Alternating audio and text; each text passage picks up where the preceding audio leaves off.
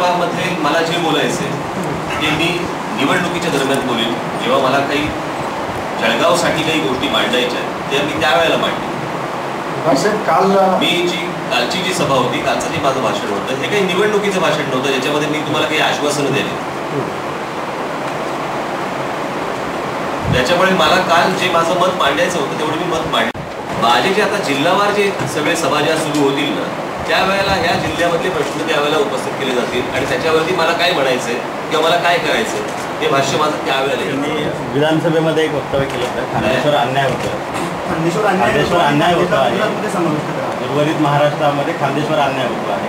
मला असं वाटतं ही काही याच्यावर अन्याय झाला म्हणून दुसऱ्या राज्यात फेकून द्या, हे काय त्याचं उत्तर नाही होऊ शकत.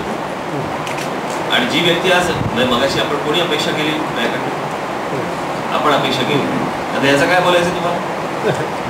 त्याचं तुम्हाला ढकलून देतात काय?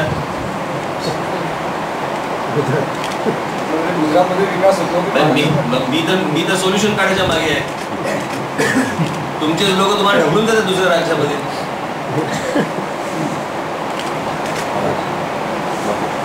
हे काय उत्तर होऊ शकत नाही ना.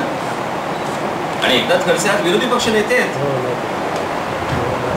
विरोधी पक्ष नेत्याच्या दबावाने जर समजा तरी पण इथे जर समजा कुठच्या गोष्टी होणार नसतील, काय बोलायचं?